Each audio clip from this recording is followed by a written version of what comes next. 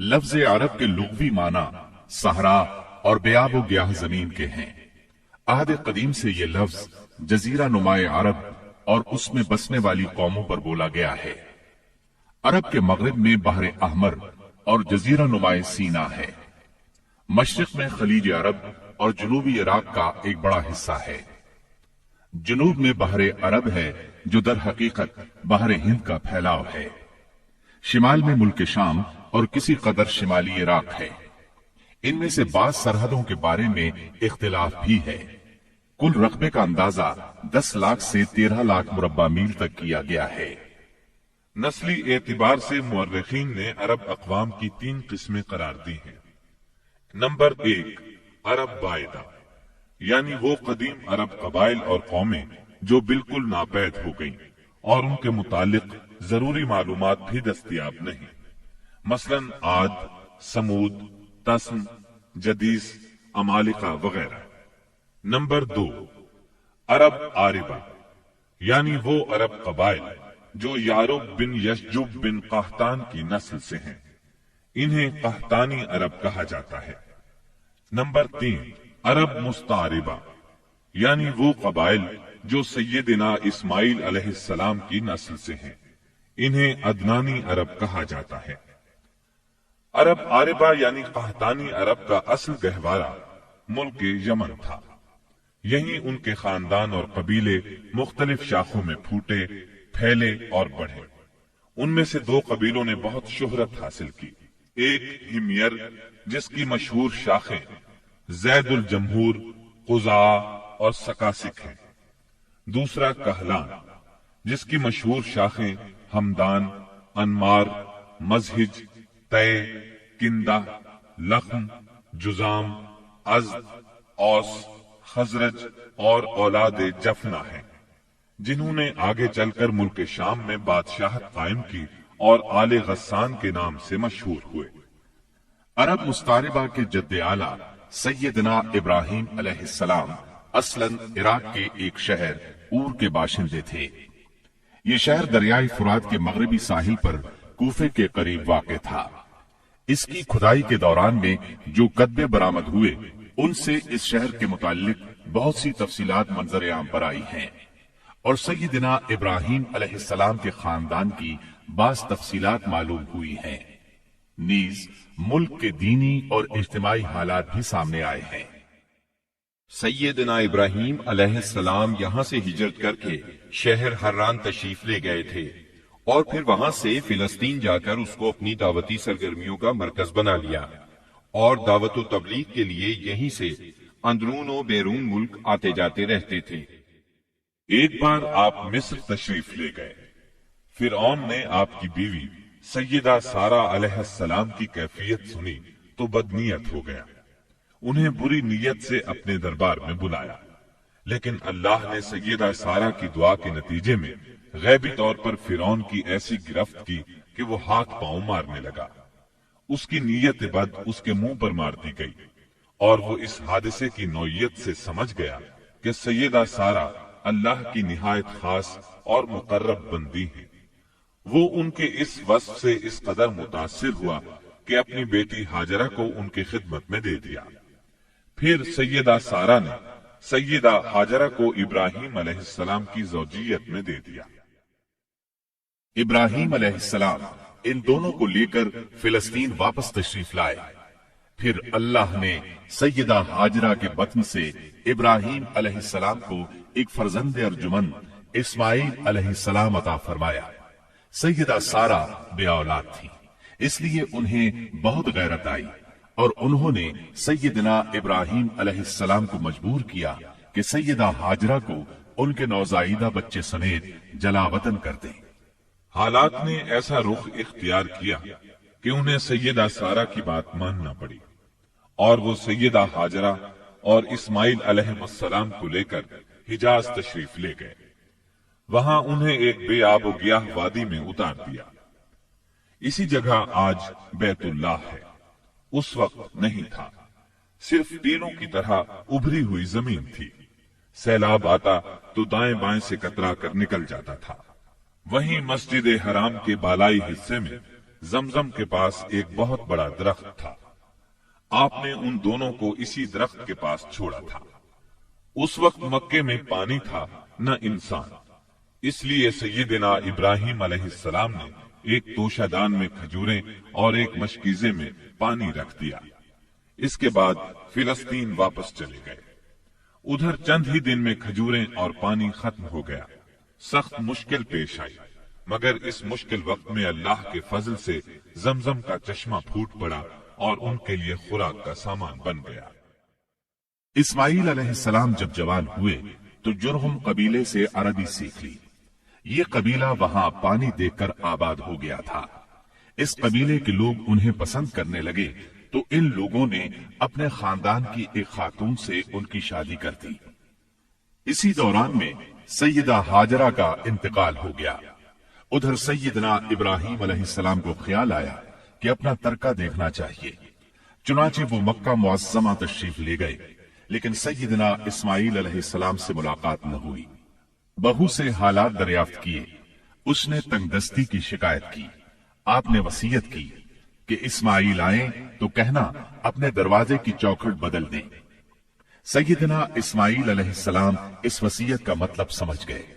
انہوں نے بیوی کو طلاق دے دی اور ایک دوسری عورت سے شادی کر لی جو جرہم کے سردار مزاز بن عمرو کی صاحبزادی تھی۔ ان کی دوسری شادی کے بعد ایک بار پھر سیدنا ابراہیم علیہ السلام مکے تشریف لے گئے، مگر اس مرتبہ بھی سیدنا اسماعیل علیہ السلام سے ملاقات نہ ہو سکی۔ بہو سے حال پوچھا تو اس نے اللہ کی حمد و ثنا بیان کی۔ آپ نے وصیت کی کہ اسماعیل اپنے دروازے کی چوکھٹ برقرار رکھیں اور فلسطین واپس ہو گئے۔ اللہ تعالی نے مزاز کی بیٹی سے اسماعیل علیہ السلام کو 12 بیٹے عطا فرمائے۔ ان 12 بیٹوں سے 12 قبیلے وجود میں آئے اور سب نے مکے ہی میں رہائش اختیار کی۔ ان کے حالات زمانے کی گرد میں دب کر رہ گئے۔ صرف نابت اور قیدار کی اولاد گمنامی سے محفوظ رہی۔ قیدار بن اسماعیل علیہ السلام کی نسل مکہ معظمہ ہی میں پھیلتی پھولتی رہی، یہاں تک کہ عدنان اور پھر ان کے بیٹے معد کا زمانہ آ گیا۔ عدنانی عرب کا سلسلہ نسب صحیح طور پر یہیں تک محفوظ ہے۔ عدنان نبی صلی اللہ علیہ وسلم کے سلسلہ نسب میں 21ویں پشت میں آتے ہیں۔ بہرحال معد کے بیٹے نزار سے کئی خاندان وجود میں آئے۔ دراصل نزار کے 4 بیٹے تھے اور ہر بیٹا ایک بڑے قبیلے کی بنیاد ثابت ہوا۔ چاروں کے نام یہ ہیں: ایاد، انمار، ربیہ اور مزر۔ ان میں سے آخری 2 قبیلوں کی شاخیں اور شاخوں کی شاخیں بہت زیادہ ہوں۔ چنانچہ ربیہ سے اسد بن ربیہ، انزا، عبد القیس، وائل، بکر، تغلب اور بنو حنیفہ وغیرہ وجود میں آئے۔ مزر کی اولاد 2 بڑے قبیلوں میں تقسیم ہوئی۔ نمبر 1 قیس اعلان بن مزر، نمبر 2 الیاس بن مزر۔ قیس اعلان سے بنو سلیم، بنو حوازن، بنو غطفان، غطفان سے ابس، زبیان، اشجع اور غنی بن عاصر کے قبائل وجود میں آئے۔ الیاس بن مزر سے تمیم بن مرہ، حزیل بن مدرکہ، بنو اسد بن خزیمہ اور کنانہ بن خزیمہ کے قبائل وجود میں آئے۔ پھر کنانہ سے قریش کا قبیلہ وجود میں آیا۔ یہ قبیلہ فہر بن مالک بن نضر بن کنانہ کی اولاد ہے۔ پھر قریش بھی مختلف شاخوں میں تقسیم ہوئے۔ مشہور قریشی شاخوں کے نام یہ ہیں: جمح، سہم، عدی، مخزوم، تیم، زہرہ اور قصی بن کلاب کے خاندان یعنی عبد الدار، اسد بن عبد العزا اور عبد مناف۔ یہ تینوں قصی کے بیٹے تھے۔ ان میں سے عبد مناف کے 4 بیٹے ہوئے جن سے 4 ذیلی قبیلے وجود میں آئے، یعنی عبد شمس، نوفل، مطلب اور ہاشم۔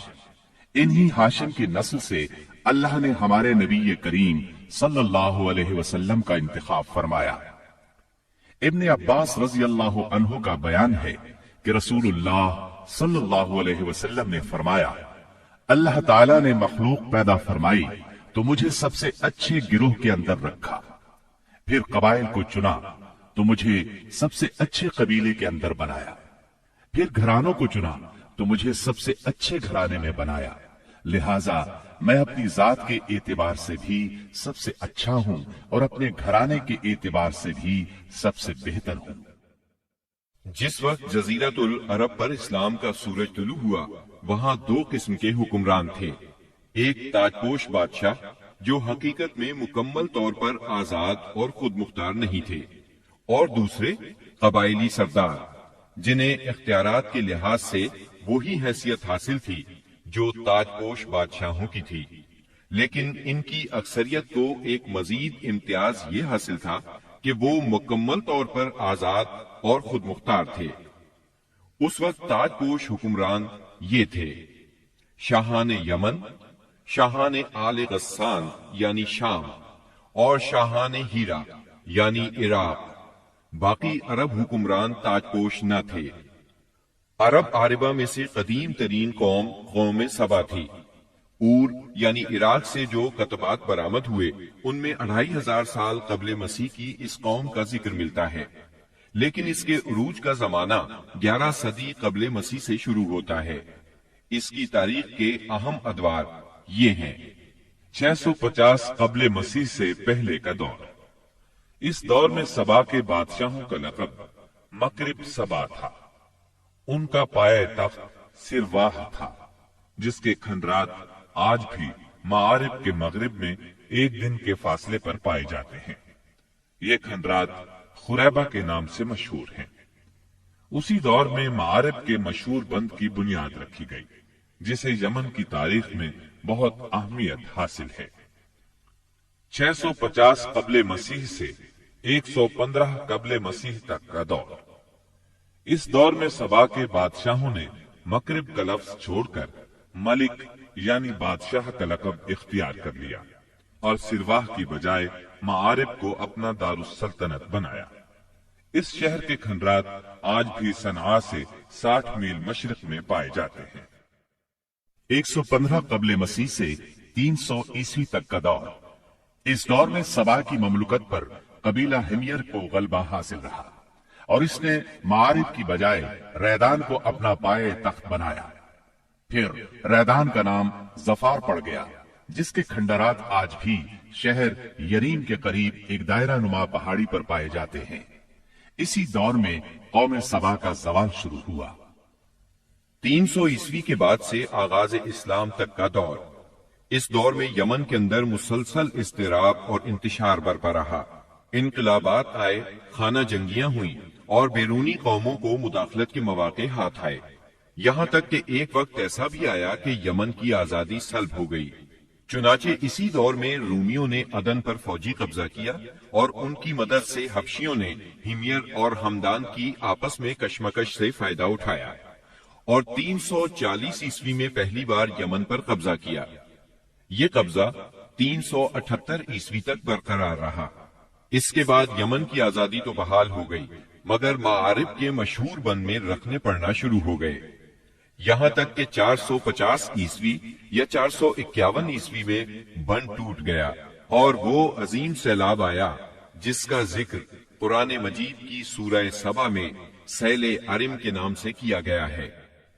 फिर 523 ईस्वी में एक और संगीन हादिसा पेश आया। वो ये कि यमन के यहूदी बादशाह जूनवास ने नजरान के ईसाइयों पर एक हैबतनाक हमला किया। उन्हें ईसाई मजहब छोड़ने पर मजबूर करने की कोशिश की। जब वो इस पर आमादा न हुए तो जूनवास ने खंदकें खुदवाकर उन्हें भड़कती हुई आग में झोंक दिया। कुरान मजीद की सूरह बुरूज में इसी लर्जाखेज वाक़े की तरफ इशारा मौजूद है। इस वाक़े का नतीजा ये हुआ कि ईसाइयत इंतकाम लेने पर तुल गई। वो पहले ही रूमी बादशाहों की क़यादत में बिला वजह अरब की फतूहात के लिए तैयारी कर चुके थे, अपने इलाकों को वसी करना चाहते थे। उन्होंने हबशियों को यमन पर हमले की तरगीब दी, उन्हें बाहरी बेड़ा मुहैया किया। हबशियों ने रूमियों की शह पाकर 525 ईस्वी में इरियाद की क़यादत में 70,000 फौज से यमन पर दोबारा कब्जा कर लिया। قبضے کے بعد اریاق نے شاہ حبش کے گورنر کی حیثیت سے یمن پر حکمرانی کی، لیکن پھر اس کی فوج کے ایک ماتحت کمانڈر ابرہا نے اسے قتل کر کے خود اقتدار پر قبضہ جما لیا اور شاہ حبش کو بھی راضی کر لیا کہ وہ اس کے قبضے کو تسلیم کر لے۔ یہ وہی ابرہا ہے جس نے بعد میں خانہ کعبہ کو ڈھانے کی کوشش کی اور ایک لشکر جرار کے علاوہ چند ہاتھیوں کو بھی فوج کشی کے لیے ساتھ لایا، جس کی وجہ سے یہ لشکر اصحاب الفیل کے نام سے مشہور ہوا۔ عراق اور اس کے نواحی علاقوں پر سائرس اعظم کے زمانے ہی سے اہل فارس کی حکمرانی چلی آ رہی تھی۔ اسے کوروش کبیر، خورس یا سائرس ذوالقرنین بھی کہا جاتا ہے۔ اس کا زمانہ 557 تا 529 قبل مسیح ہے۔ اس کے مقابلے میں کسی کو آنے کی جرت نہیں تھی، یہاں تک کہ 326 قبل مسیح میں سکندر مقدونی نے دارا اول کو شکست دے کر فارسیوں کی طاقت توڑ دی، جس کے نتیجے میں ان کا ملک ٹکڑے ٹکڑے ہو گیا اور طوائف الملوکی شروع ہو گئی۔ یہ انتشار 230 عیسوی تک جاری رہا۔ اسی دوران میں قحطانی قبائل نے اپنا وطن چھوڑ کر عراق کے ایک بہت بڑے اور شاداب سرحدی علاقے پر بود و باش اختیار کر لی۔ پھر عدنانی لوگ اپنا وطن چھوڑ کر اس طرف آئے۔ انہوں نے لڑ بھڑ کر جزیرہ فراتیہ کے ایک حصے پر اپنا قبضہ جما لیا۔ ادھر 226 عیسوی میں اردشیر نے جب ساسانی حکومت کی داغ بیل ڈالی تو رفتہ رفتہ فارسیوں کی طاقت ایک بار پھر پلٹ آئی۔ اردشیر کے عہد میں حیرہ، بادیات العراق اور جزیرے کے ربیعی اور مزری قبائل پر جزیمت الوضاح کی حکمرانی تھی۔ شاہان حیرہ کے پاس فارسی فوج کی ایک یونٹ ہمیشہ رہا کرتی تھی، جس سے بادیہ نشین عرب باغیوں کی سرکوبی کا کام لیا جاتا تھا۔